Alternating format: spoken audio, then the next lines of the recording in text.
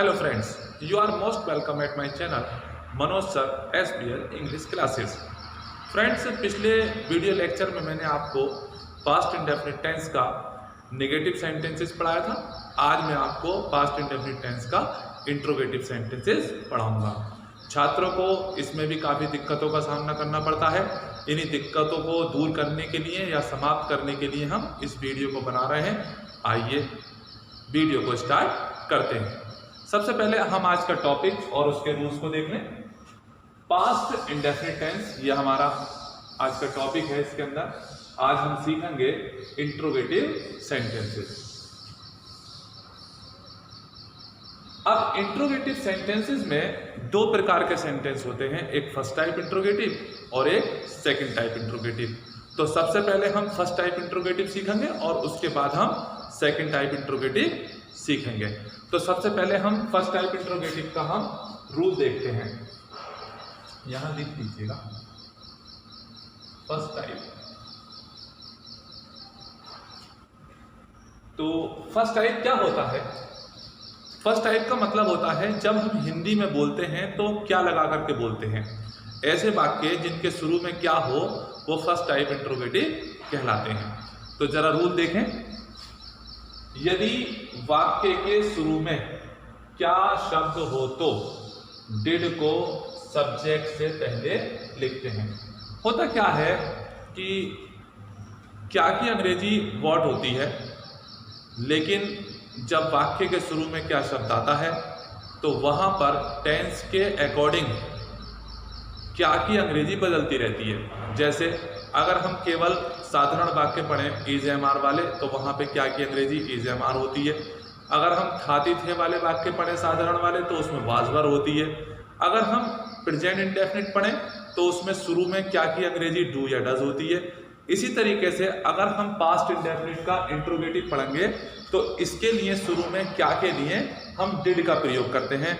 तो आप विशेष तौर पर ध्यान रखेंगे कि जब भी शुरू में इसमें क्या होगा तो वहां पर आप वर्ड नहीं लिखेंगे, वर्ड की जगह हम डिड का प्रयोग करेंगे। बाकी सारी समस्याओं का हल हम एग्जाम्पल्स के द्वारा करेंगे। आशा है आपको अच्छे से समझ में आएगा। तो हमने सीख लिया कि यदि वाक्य के शुरू में क्या शब्द हो तो डिड को सब्जेक्ट से पहले लिखते हैं। अब दूसरा तरीका, दूसरा सेंटेंस देखें, दूसरा नियम देखें कि अगर वाक्य में नहीं आता या कभी नहीं आए तो सब्जेक्ट के बाद हम नॉट या नेवर लिखते हैं। अर्थात क्या वालों में नहीं का प्रयोग हो या कभी नहीं का प्रयोग हो तो ऐसी कंडीशन में हम नॉट या नेवर को हमेशा सब्जेक्ट के बाद ही लिखते हैं। कुछ बच्चे इस तरीके से पसंद करते हैं तो मैंने इस तरीके से भी लिख दिया है, did plus subject plus verb की first form object plus other words या ऑब्जेक्ट वर्ड भी कह सकते हैं। अगर इसी तरीके से नॉट वाला भी देखें, डिड प्लस सब्जेक्ट और सब्जेक्ट के बाद आप देख सकते हैं कि नॉट या नेवर का प्रयोग यही होगा। उसके बाद वर्ब आएगी,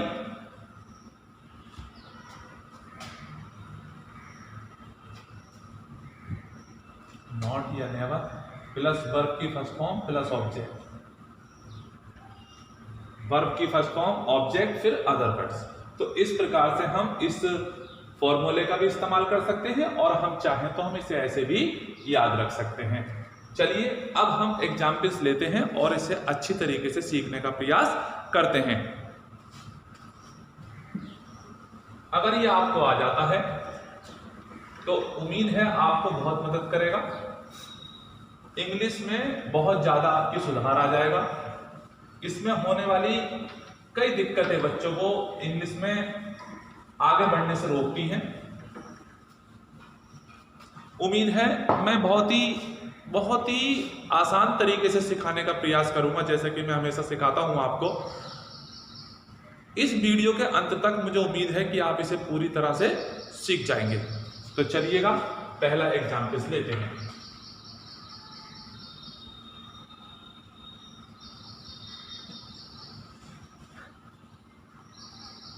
सबसे पहला है क्या रमेश ने उसे पीटा था। आप देख सकते हैं क्या रमेश ने उसे पीटा था। यहां पर शुरू में क्या है, तो फर्स्ट टाइप इंट्रोगेटिव हुआ। तो आप ध्यान रखेंगे जब शुरू में क्या होगा तो वर्ड नहीं लिखेंगे, बल्कि जिस टेंस को हम पढ़ रहे हैं उस टेंस के अकॉर्डिंग उसकी हेल्पिंग वर्ब को शुरू में रख देंगे। सब्जेक्ट आपका ये हुआ। सब्जेक्ट से पहले क्या है, तो सब्जेक्ट से पहले हम शुरू में क्या लिखेंगे, डिड, क्योंकि हमने अभी नियम में पढ़ा है कि पास्ट इंडेफिनिट का जब हम इंट्रोगेटिव बनाते हैं तो उसमें क्या के लिए शुरू में डिड लिखते हैं। तो ये सब्जेक्ट से पहले हम डिड लिखेंगे। तो ठीक है, सबसे पहले हम लिखेंगे डिड और उसके बाद लिखेंगे सब्जेक्ट रमेश। तो सेंटेंस में इतना काम हो गया, क्या रमेश, डिड रमेश। बस यही आप अच्छे से समझ लीजिएगा, बस काम हो गया। क्योंकि एग्जाम्पल्स तो चाहे कितने भी दे दो, सही बात तो है आपको तरीका आना चाहिए। बस एक बार आपके माइंड में तरीका सेट हो गया तो फिर कैसा भी सेंटेंस आप ट्रांसलेट कर सकते हैं। तो यहां आपने देखा क्या रमेश, डिड रमेश। अब रमेश के बाद मैंने बताया था हमेशा पीछे को जाओ, तो पीछे था है और पास्ट इंडेफिनिट में था की अंग्रेजी नहीं आती है। तो आगे बढ़ेंगे, पीटा, पीटने की अंग्रेजी होती है बीट, फिर उसे हिम। बढ़िया, डिड रमेश बीट हिम, कितना सरल है। चलिएगा एक और लेते हैं, क्या वह बुरी आदतों से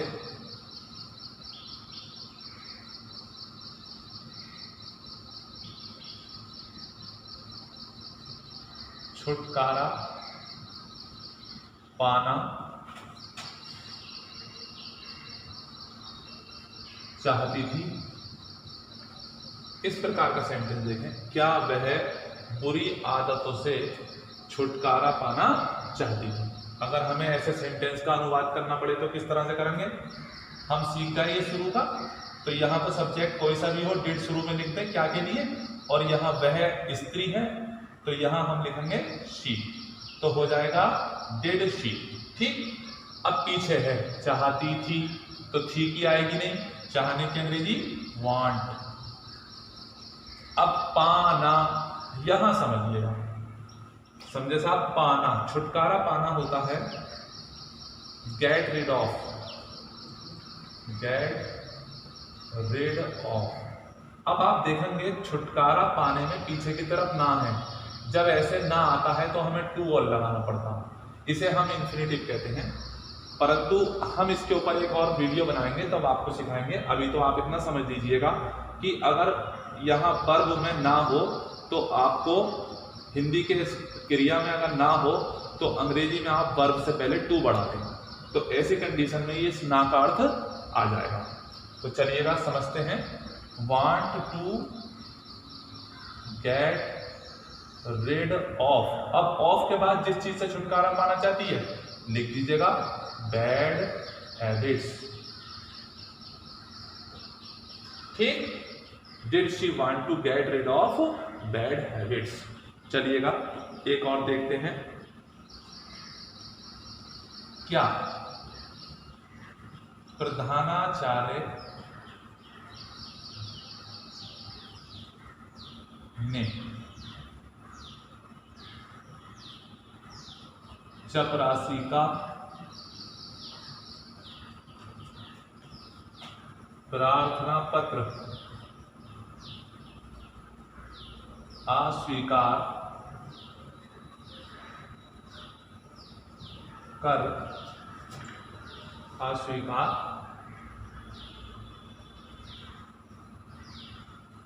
कर दिया था।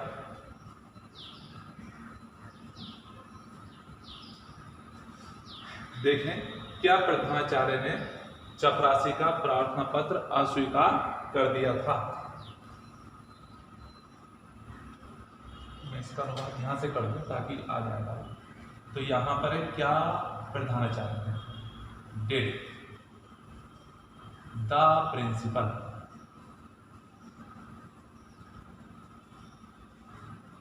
यहां पर दो शब्द हो गए, क्या प्रधानाचार्य, डिड द प्रिंसिपल। अस्वीकार करने को कहते हैं रिजेक्ट, रिजेक्ट, क्या रिजेक्ट करा था? चपरासी का प्रार्थना पत्र। Reject peon's application. यह देखें, did the principal reject peon's application. तो यहां बन गया क्या? प्रधानाचार्य ने चपरासी का प्रार्थना पत्र अस्वीकार कर दिया था। तो इस तरीके से आपने देखा। अब मैं कुछ और एग्जाम्पल लूं और ज्यादा बात क्लियर हो जाएगी, अच्छे से समझ में आ जाएगा। पास्ट इंडेफिनिट में उसके हर प्रकार के सेंटेंसों में थोड़ी थोड़ी दिक्कत बनी रहती है, हमें उसे अच्छे से समझने की जरूरत होती है। तो आप पूरे पेशेंस के साथ सीखें, उम्मीद है आपको अच्छे से समझ में आएगा और आपकी जो प्रॉब्लम्स है वो दूर हो जाएंगी। एक और देखें, क्या वह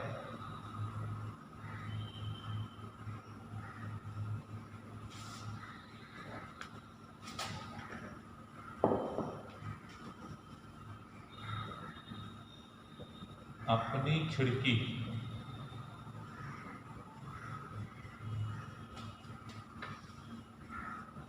बंद रखती थी?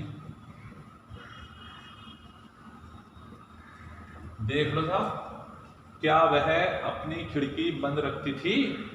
अब ऐसे का कैसे अनुवाद करेंगे? तो यहां पे दो शब्द हैं, डिड शी, ये तो आप समझ ही गए होंगे। डिड शी बंद रखती थी, तो रखने की अंग्रेजी आएगी की, और डिड के साथ हमेशा फर्स्ट फॉर्म लगती है। डिड शी की, क्या चीज रखती थी? अपनी खिड़की, हर विंडो। अब कैसी रखती थी? बंद, क्लोज्ड। बन गया बस। Did she keep her window closed.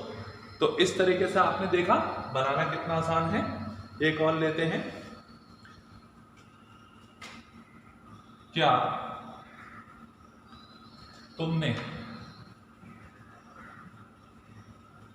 अपने बुजुर्गों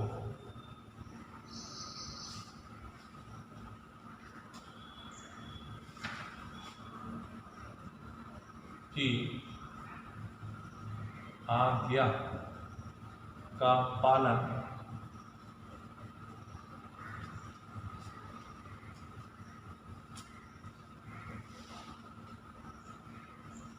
कभी नहीं किया? यह देखेंगे, क्या तुमने अपने बुजुर्गों की आज्ञा का पालन कभी नहीं किया? तो ऐसे सेंटेंस थोड़ा बड़ा हो गया है, कोई बात नहीं है, तो तरीका वही रहेगा, कोई दिक्कत नहीं। तुमने, क्या तुमने, तो हम अंग्रेजी में करेंगे डिड यू। देख लीजिएगा, अच्छे से देख लीजिएगा, क्या तुमने, डिड यू। अब यहां पर है कभी नहीं, तो मैंने जैसा कि नियम में बताया था कि नहीं या कभी नहीं आए तो नॉट या नेवर को सब्जेक्ट के तुरंत बाद लिख दीजिएगा। तो डिड यू नेवर, ओके, समझ में आ गया? नेवर। अब क्या है? वर्ब है आज्ञा का पालन करना, ओवे।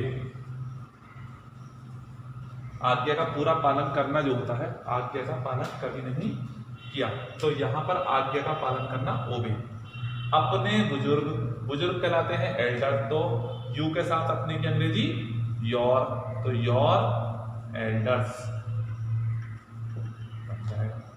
तो बन जाएगा सेंटेंस, डिड यू नेवर ओबे योर एल्डर्स। तो अब आप खुद ही समझ लीजिएगा कितना इंपॉर्टेंस है इन सेंटेंसों का। इंग्लिश को बेहतर समझने के लिए या इंग्लिश में सुधार करने के लिए इनको ध्यान से पढ़ना कितना जरूरी है।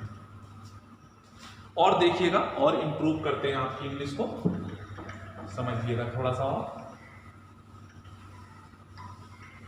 आप घर बैठे भी इस तरह से सीख सकते हैं, कोई बड़ी दिक्कत की बात नहीं है, बस ध्यान देने की बात है। क्या कुत्ते ने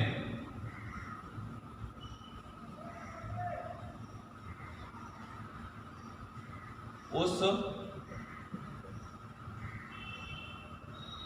बूढ़े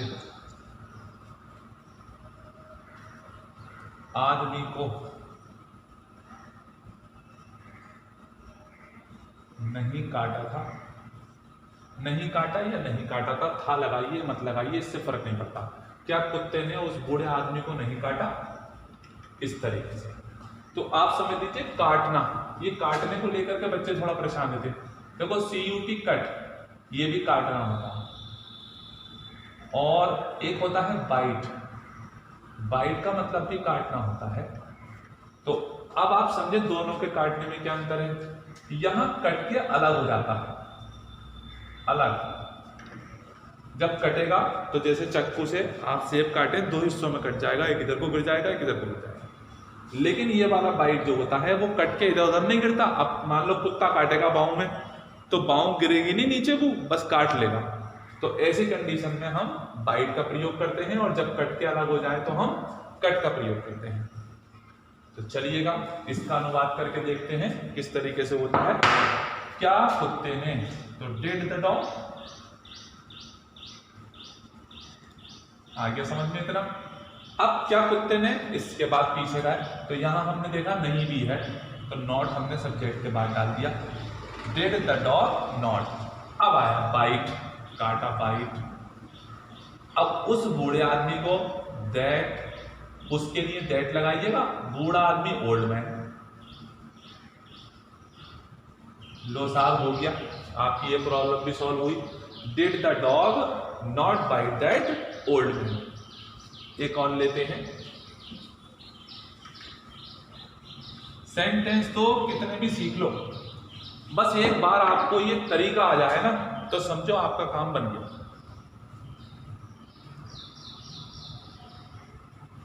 ऐसा करते हैं, वीडियो बहुत लंबा हो जाता है।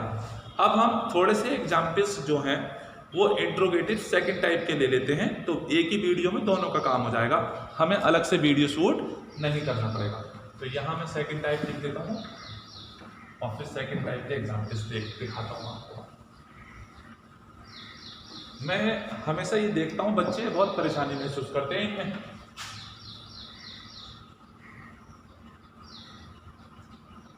अगर ये आपको आ जाए तो आपकी एक बड़ी मुश्किल आज हल हो जाएगी। तो सेकंड टाइप में एक सेंटेंस लेते हैं, पहला छोटा और आसान। तुम्हारे पिताजी, ध्यान से देखना, बहुत ही ध्यान से, तो बहुत जल्दी समझ में आएगा। तुम्हारे पिताजी कानपुर कब गए?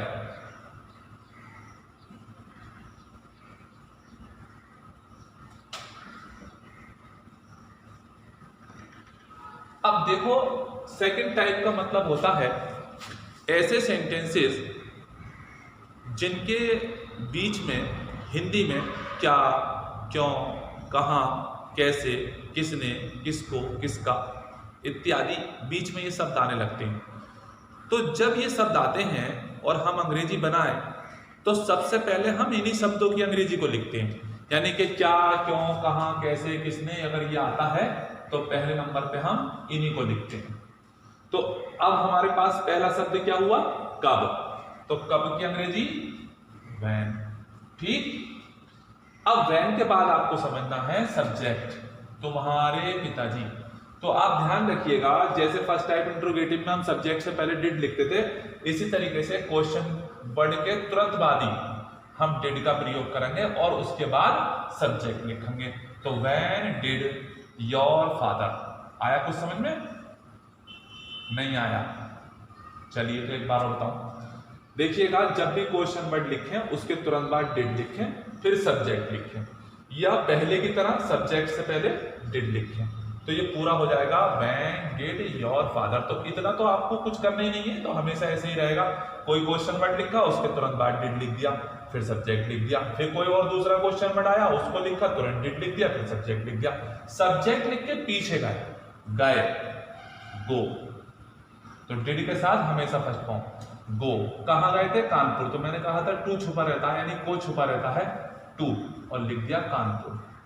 कोई सा भी आ जाए आप उधेड़ के बन दोगे, किसी तरीके का भी हो, आपके एग्जाम में आए या स्टोरी बनाने को आए, आप बहुत आसानी से सीख जाओगे और कर लोगे। When did your father go to Kanpur. इसी तरह से मैं आपको एक और लिख के दिखाता हूं।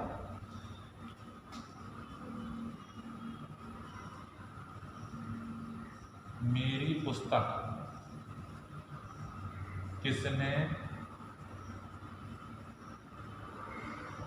फाड़ डाली, ऐसे आ जाए तो क्या करें, मेरी पुस्तक किसने फाड़ डाली।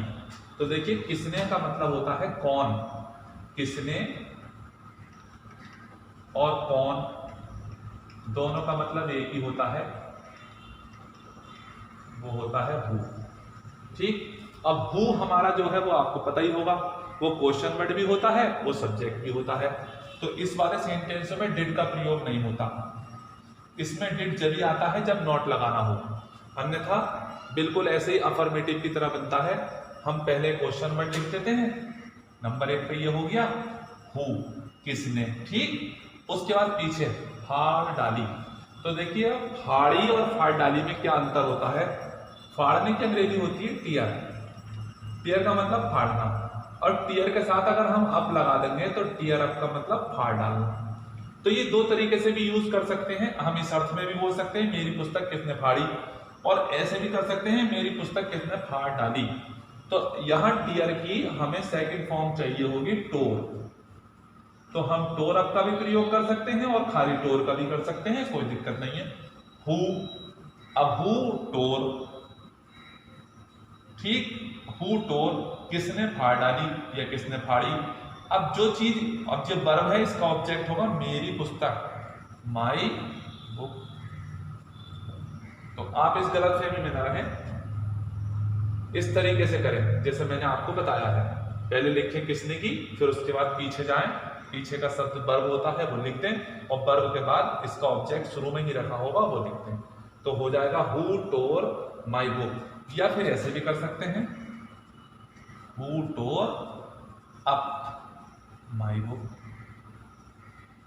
ऐसे भी कर सकते हैं। तो ये हमारे ऊपर डिपेंड करता है दोनों सही। चलिएगा मैं कुछ और एग्जाम्पल्स देता हूं।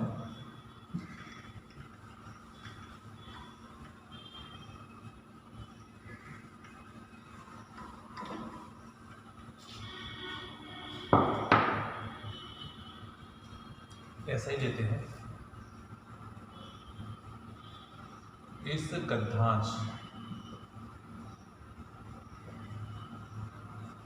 इस गद्यांश की नकल किसने की,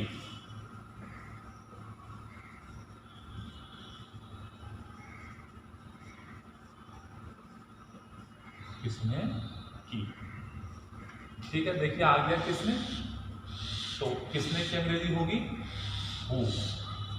अब इसके तुरंत बाद ही पीछे से नकल की, नकल करना होता है कॉपी, तो सेकंड फॉर्म होगी कॉपीड,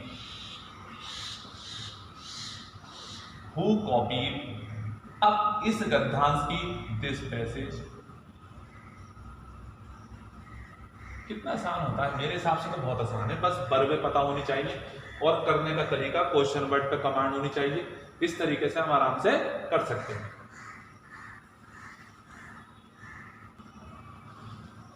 चलिए एक एग्जाम्पल और लेते हैं।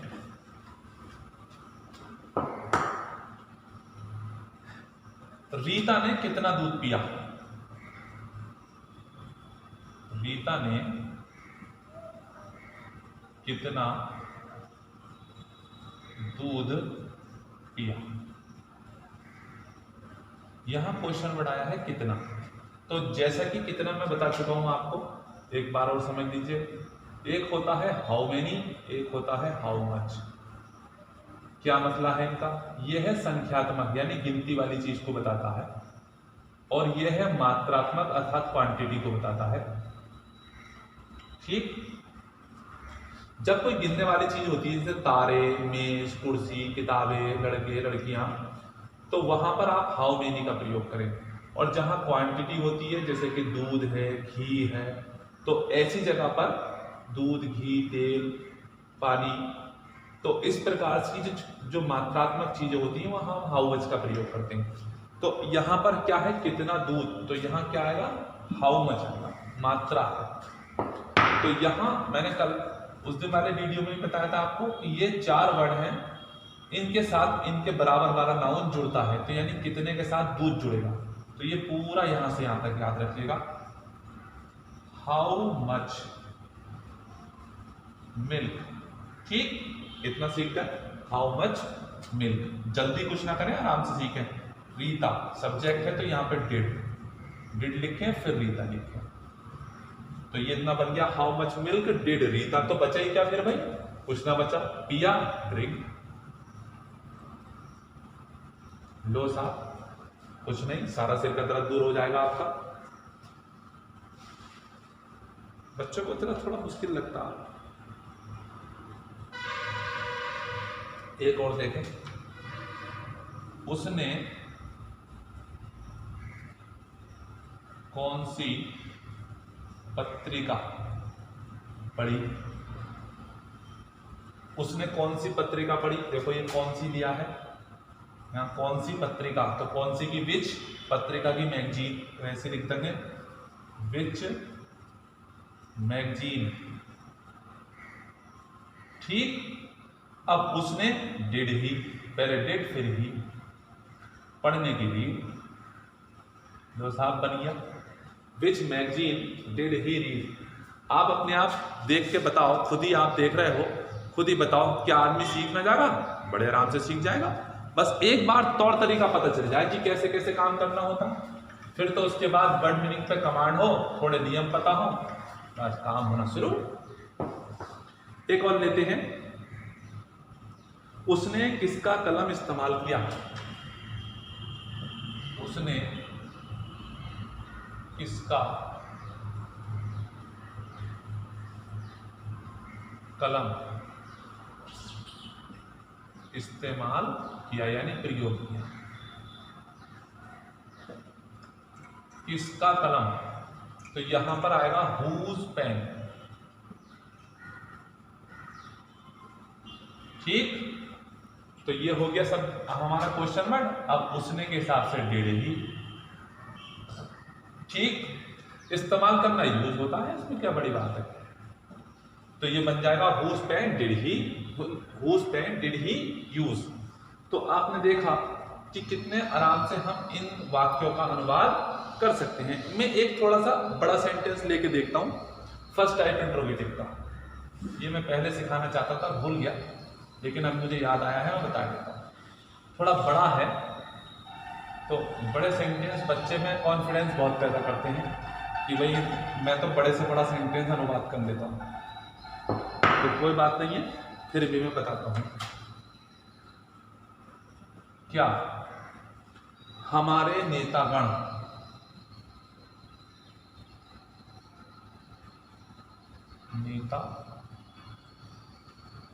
नेतागण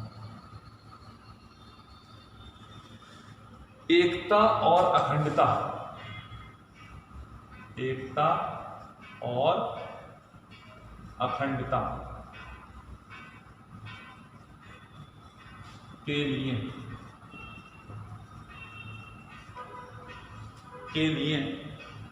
ईमानदारी से कार्य करते थे, ईमानदारी से कार्य करते थे, ठीक। अब फर्स्ट टाइप हो या सेकंड टाइप, शुरू तो डिड से होता है, इससे पहले क्वेश्चन बढ़ाया था। तो यहां पे क्या के लिए हम लिखेंगे डिड, हमारे नेतागण, आवर लीडर्स,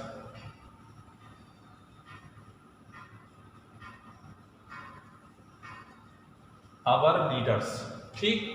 अब जब सब्जेक्ट लिख लिया हमने तो उसके बाद पीछे जाएंगे, कार्य करते थे, तो कार्य करने के लिए आप इन दोनों को भी अलग कर सकते हैं, डू द वर्क कर सकते हैं या केवल वर्क भी कर सकते हैं। तो मैं यहाँ वर्क कर देता हूँ, आसान रहेगा। तो डिड आवर लीडर्स वर्क, क्या हमारे नेतागण कार्य करते थे, ये बन गया ईमानदारी से, ऑनेस्टली, ये हो गया। अब आया के लिए, इसके बाद ईमानदारी के बाद के लिए फॉर। अब ये दो शब्द हैं एंड से जुड़े हुए हैं, तो आप ध्यान रखेंगे ये बात बहुत खास होती है कि जब दो शब्द और से जुड़ते हैं तो पहला पहले लिखा जाता है, बाद का बाद को लिखा जाता है। तो यहां पर एकता आएगा, यूनिटी, एंड उसके बाद आएगा अखंडता।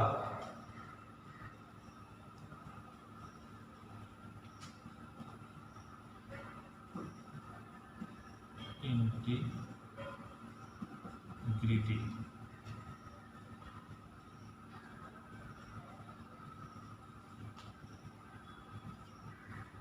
देखिएगा, अब देखें, did our leaders work honestly, क्या हमारे नेतागण ईमानदारी से कार्य करते थे? फॉर के लिए, यूनिटी एंड इंटीग्रिटी, अखंडता के लिए, एकता, पूरा बोले एक साथ, फॉर यूनिटी एंड इंटीग्रिटी, एकता और अखंडता के लिए। यानी कि कहने का मतलब ये है, सेंटेंस छोटा हो या हो सेंटेंस बड़ा, आप सरलता से अनुवाद कर सकते हैं। मैंने पूरा प्रयास किया है आपको समझाने का। उम्मीद करता हूँ वीडियो आपको पसंद आएगा। अगर वीडियो आपको पसंद आता है तो प्लीज़ लाइक करना ना भूलें, चैनल को सब्सक्राइब कर लें ताकि अगली वीडियो का आपका नोटिफिकेशन मिलता रहे। इस वीडियो में बस इतना ही। वीडियो देखने के लिए आपका धन्यवाद।